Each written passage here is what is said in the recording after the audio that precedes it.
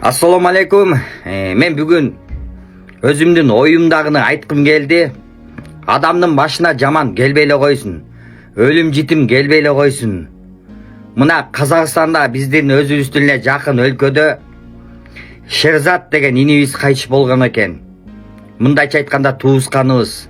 Мына ушундай кан жутуп атканда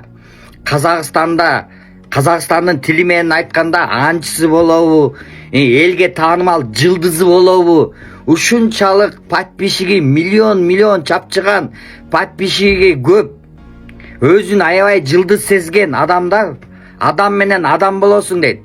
Ошол маалда ушул баланын Шерзаттын өлүмүнө кичине 2 сөз айтып койбогон үчүн ошодон баштап 2 ай убакыт өткөн экен.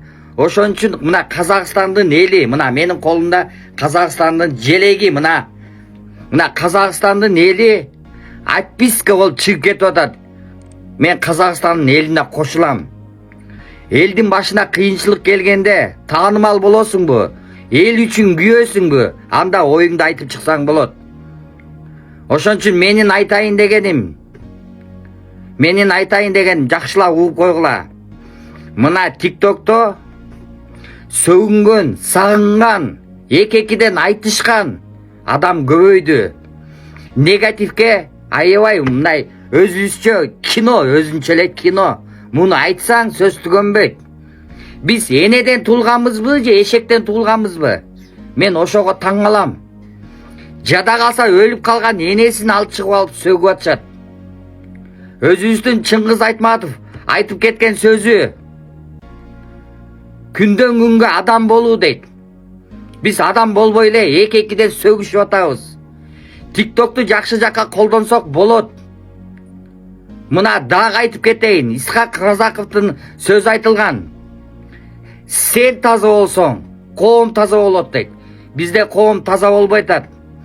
Ушу сөгүнгөн, сагынган, эки-экиден айтышкан, энени энедей сыйлабаган, сөгүнгөндөрдөн отписка болуп чыгып кетсе болот. Мына Казакстанда кандай болуп атат? Биз да ушуну жазап койсок болот. Себеп дегенде адам болуш аста-аста айбан болуш бирпаста дейт. Ошон үчүн өзүңөн башта. Эсли ушул видео жаккан болсо бөлүшүп койгула. Сөгүнгөн, сагынганды токтотпосок болбойт. Бул эң жаман. Мамлекетти уят кылат. Коом таза эмес. Менин айтайын дегеним ушул. Колдон келсе ушуну бөлүшүп койгула. Элибизде тынчтык болсун, жакшылык болсун. Жакшылык менен гана мекенибиз таанылсын. Ассаламу алейкум. Бүкіл жаңа Инстаграмдағы миллиондаған блогерлардың аккаунтына отписка жасап жатқан қарапайым халықты көріп мен риза болып отырмын. Шынымды айтайын, мен қолдаймын. Продвигать етейік дальше. Жаңа отписка жасайық, түссін төменге кішкене. Түссін кішкене төменге. Чересчур олар кетті негізі аспандап, адам менсінбейші. Давайте енді дальше жалғастырайық. Бар себеп отписка жасап жатқаны Шерзаттың мәселесini хотя бы бір ауыз, бір блогер айтпады ғой деп салып жатыр, отписка жасап жатыр. Мен дұрыс деп санаймын. Өйткені хотя бы 3 миллион, 4 миллиондық блогерлар бар, я. Хотя бы Шерзат жайлы айтса болады ғой. Ешқайсысы айтқан жоқ қой. Енді солар неге салмайды? Ал енді көрсін. Мен бүгін қарап отырмын, жаңа отписка жасаған қанша адам кетіпті деп. Продвигать етейік. Қарапайым халық қой тіркелген. Оларды көтеріп жатқан тоже қарапайым халық. Қарапайым халық оларды миллиондаған подписчикқа жеткізіп, күнделікті өздері ештеңке істемей-ақ ел аралап, жер аралап, қарапайым халыққа лотерея сатып, курс сатып, бұлай байып жатыр ғой қазір. Бірақ соның рахметі жоқ та. Өздерінен өздері төбеден ақша жауып атқан сияқты көрініп тұрады да. Анау кім бар ғой өзі? Соған біреуін тіркелген екен, аты ұмытып тұр. Қазір ана лотерея ойнатып жатыр ғой, үйінші 300 миллиондық үйін. Кім еді аты? Соның әйеліне тіркелген екен. Соның әйелі шығыпты, Шерзат жайлы әңгіме айтып.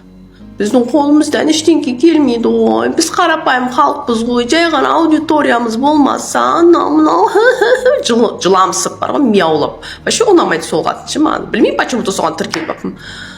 Отписка жасадым содан. Аты кім екенін мен өшім ұмытып тұрмын оғаның атыншы. Тілім ұшында тұр, бірақ ұмытып тұрмын. Мияулап сөйлейді ғой. Деп ана бір пончик пісіретін кім еді аты, құдай сақтай гөр, атын да ұмытыппын. Сол, короче, ұнамайды, короче, маған. Кешірсін құдай. Осылай жұмыс жасамаса, Тоқаев отыр, білмеймін, ұйықтап қалдым ма бір шетте. Не қылып отқанын оның. Мүмкін ана Россияда Путинменен не қылып жатқан шығар, қол тимей жатқан шығар, Путинмен сөйлесіп, анамен сөйлесіп. Түрлі көп қой, енді біз қарапайым халықтың несі бар, оның, қарапайым халық ол өздері шешеді ғой, өйстіп. Осындай жолмен шешеміз ғой проблемамыз. Егер оны да шешіп бере алса, значит, Тоқаев бір жерде ұйықтап жатыр, или болмаса, в общем, мына жақ қарап отыр ма, төменге қарауға көз жетпей жатыр ма, білмеймін ғой енді қандай ситуацияда отқанын. Менің әңгімелерімде бар ғой, қарапайым халық тыңдамай ақ қойыңыздар. Егер үкіметтің жұмысын істемейтін болсаңдар, сіздер листать етіп өтіп кете беріңіздер. Менің әңгімем жаңағы шенеуніктерге арналады. Депутат, министр, солардың маңайында жүрген, жандарында жүрген, аннан-мыннан пайда етіп, қыртым-шыртым жаңағы бақашаяндар бар ғой, тағы да сондайларға арналады, короче.